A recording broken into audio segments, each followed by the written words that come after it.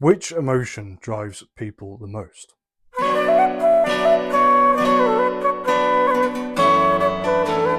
Hello and welcome to Wayland's Wisdom.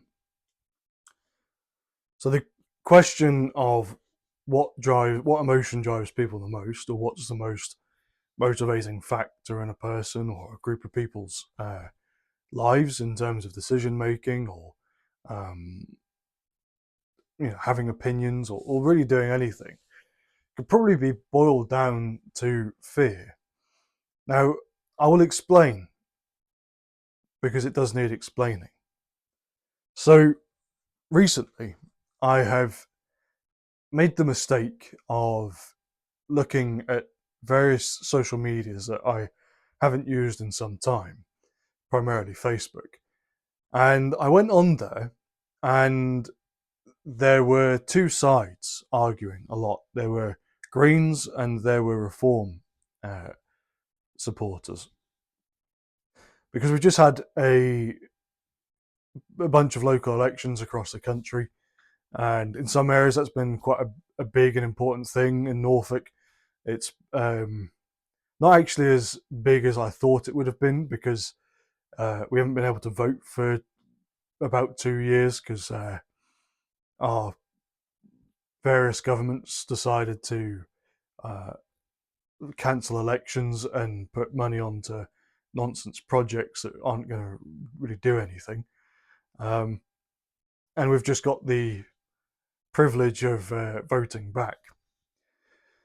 But the main players that have come to the game as it comes to the local elections have been Greens and Reform, and everyone's been able to see that would have been the case. But it does still surprise me that there are so many ardent supporters of each party, especially when we look at their leaders. In the case of Reform, it's more understandable.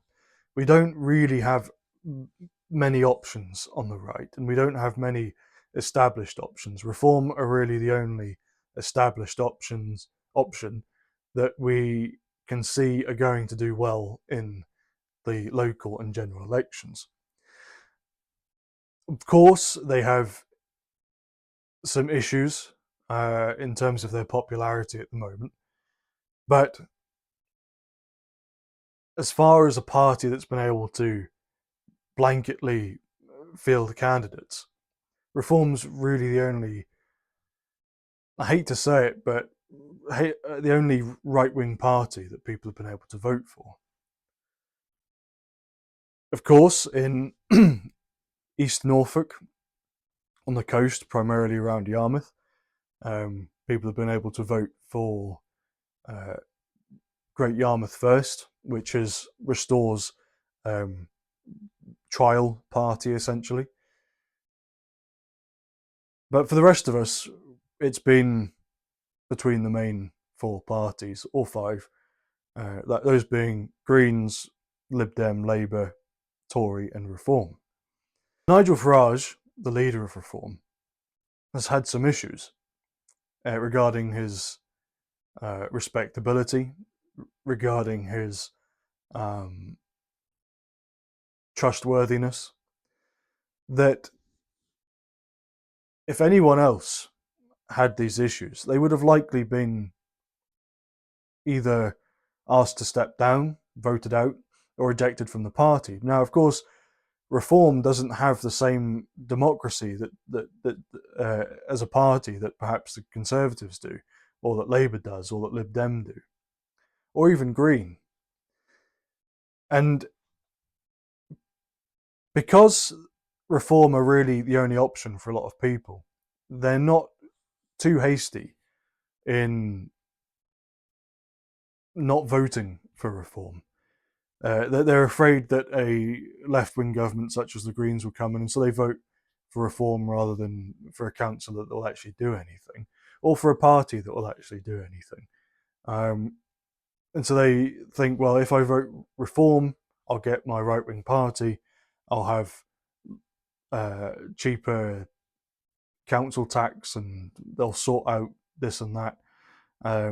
There's also the belief that they'll sort out immigration, but of course, local councillors can't sort that out.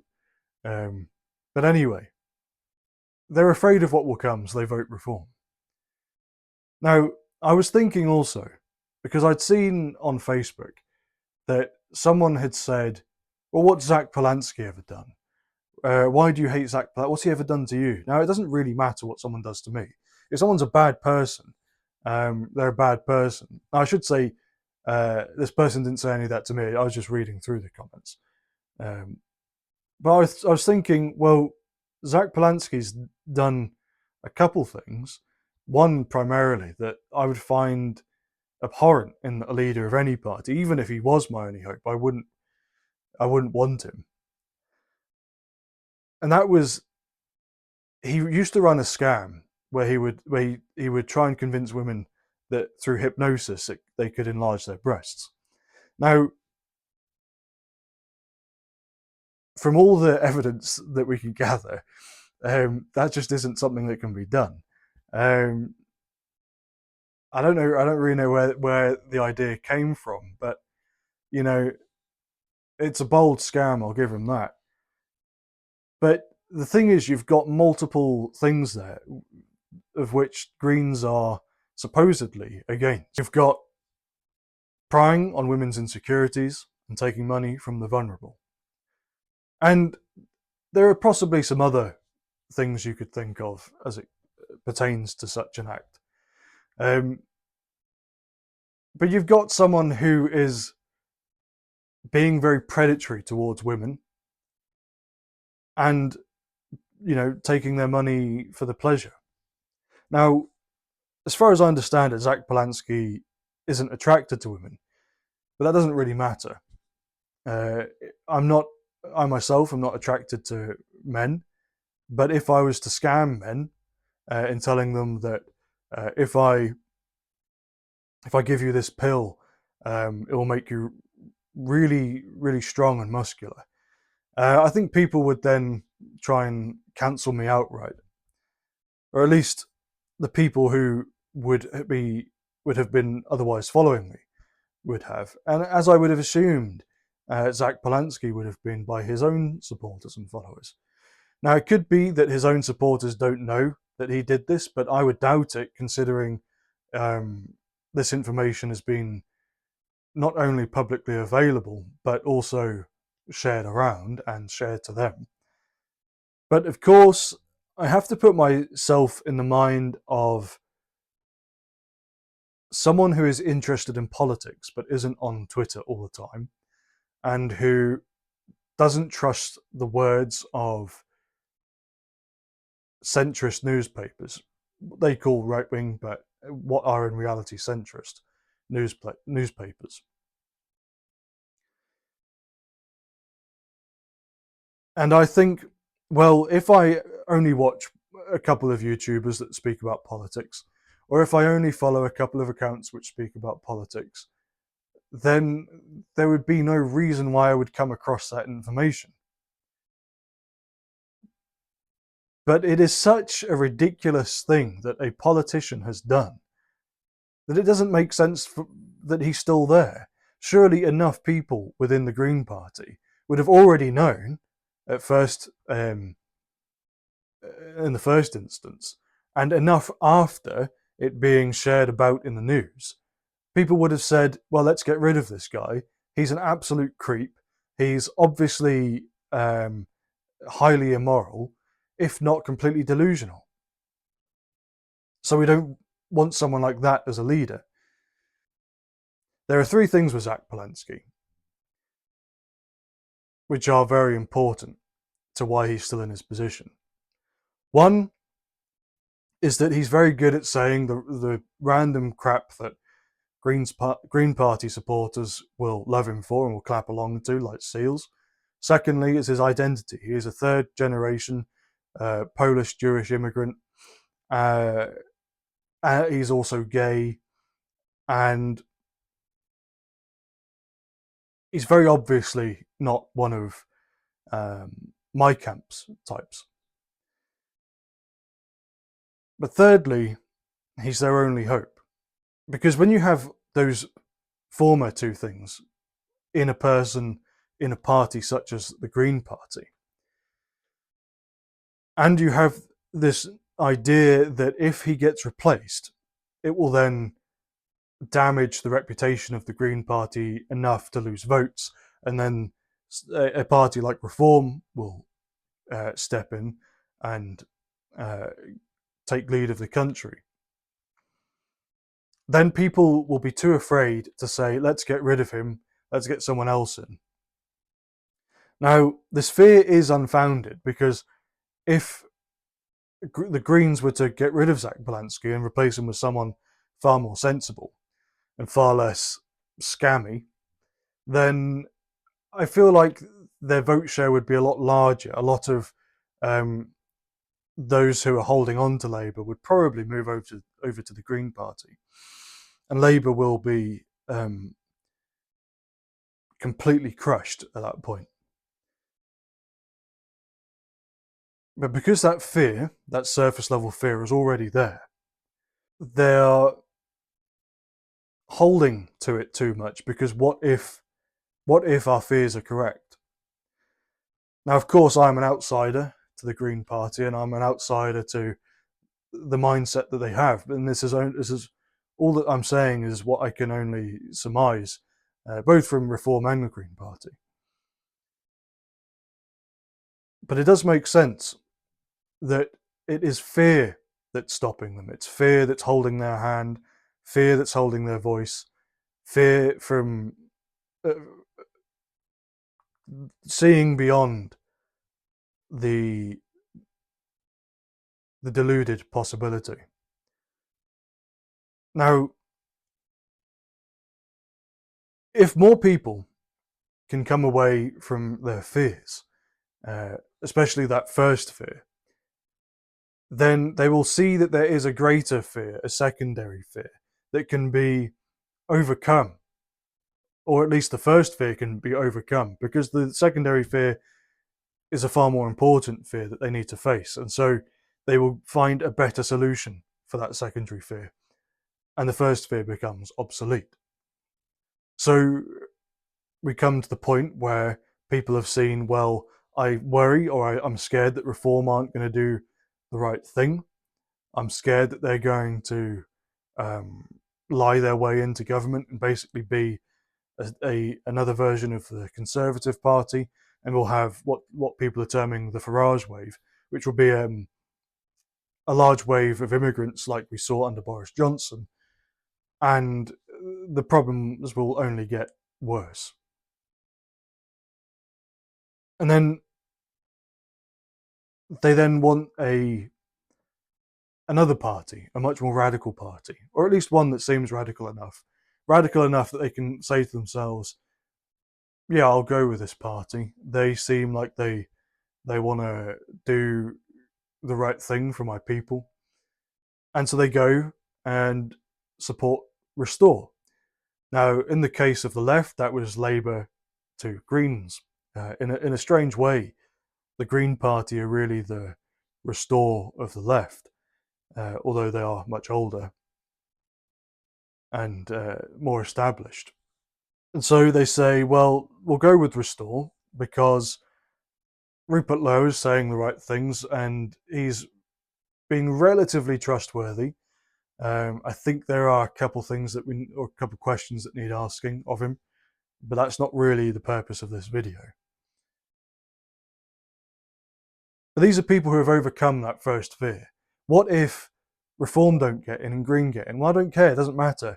The outcome will be the same, or it will be similar.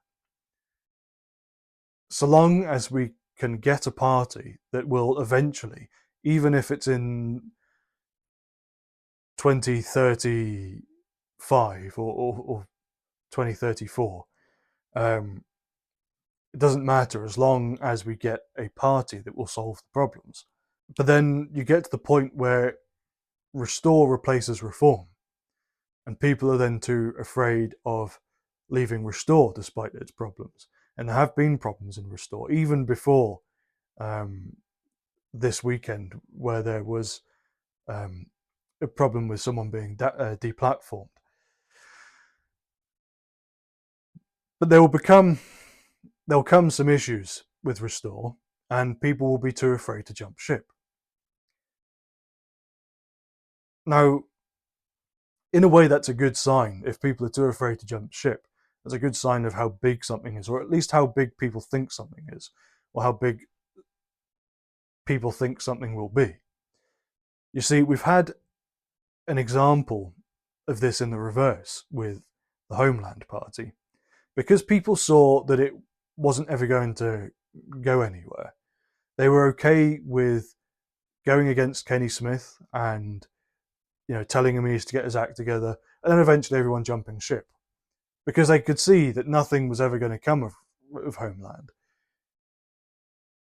But it is interesting that we have a new party like Restore, who is far less radical than Homeland, and yet all the radicals are clinging on to it like limpets and not jumping ship, which is fair enough.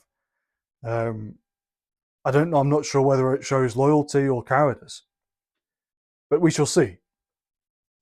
But it is interesting that, or at least it's interesting to me, that the only reason I can think of for these people to stick with the party, and groan about the party as well, is fear. Now, I'm not sure if I'm fearless or if I am disloyal, but I have been able to vote quite comfortably for whomever I think is going to be the best. I've always voted on the right of politics, always voted Conservative, and then during my first being able to vote in a general election, I voted Reform, and I have voted Independent as well, but that was a right-wing independent, and I don't know why other people can't. I'll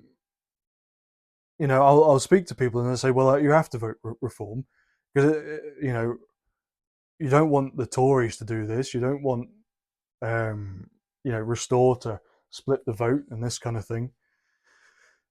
But really, especially for local elections, I want whomever is going to do the right thing. So this year I voted Conservative because the guy who was my local councillor is a very good councillor, and he's been a very good councillor for nearly as long as I've been alive. But I did have a worry that he wasn't going to win.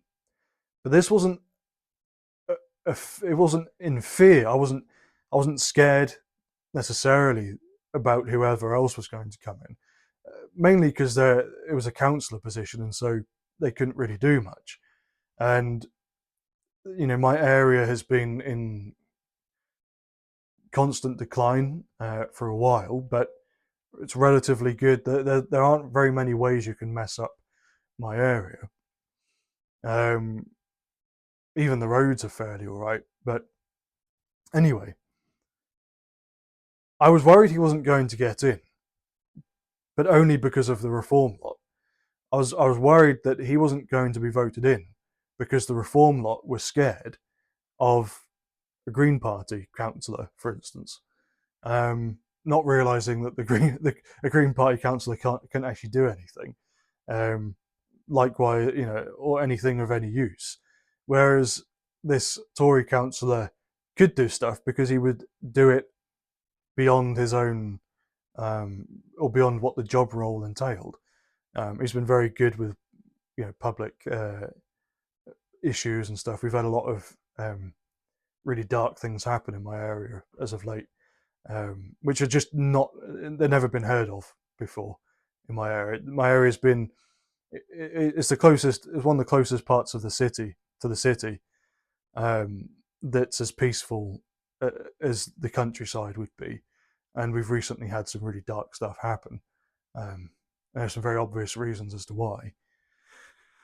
But anyway, we see that fear motivates us when it comes to politics, and I don't think it really should motivate us too much.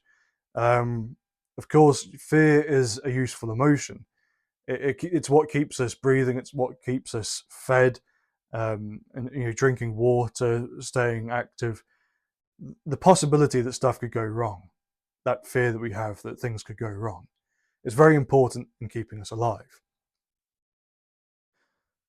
And it is an important factor in politics, but we shouldn't be too fearful of holding our leaders to account. Because, well, what if we lose votes because they go, and we then get someone worse in, or we get, say for instance, we call on Nigel Farage to be deposed from Reform, and he does, and he gets replaced with somebody else, and then Reform lose votes, and then the Green Party come in because Reform lost all those votes. Well, it doesn't matter, does it? Because if people were to hold each other to account, then we could hold that Green Party leader to account. But there's always a second chance in British politics, or at least there really should be a second chance to get things right, to get in the correct leader, to do the right thing, to get in a leader who doesn't scam people, who doesn't have these Bitcoin scams running, or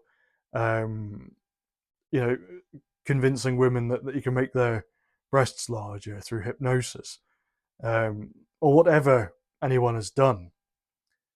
And it's not just in politics either, of course. It's in institutions. It's with particular individuals. One that comes to mind is Tommy Robinson. I don't know how he has the following, still has the following he has, when he's defrauded most of his vote, or most of his support base, through crypto scams, through donation begging, that kind of thing. And at the end of the day, he doesn't care about his supporters. And he said as much. And yet his supporters still come out to support him in London and get arrested for him and everything. And honestly, it's very sad that people have so much hope in a random guy who always defrauds. It's a bit like an abusive relationship. And I think it's time that we get out of that abusive relationship with our leaders and our institutions and say, no, enough is enough. We're getting rid of you. You're dumped. We're going to find someone else, or we're going to be those leaders. We're going to be that party or whatever that institution that we need it to be, and who isn't going to abuse us for their own gain. Thank you very much for watching. It's not been a particularly in-depth video, but I hope that it will spark some kind of conversation within your own head, and come back for another one. Goodbye.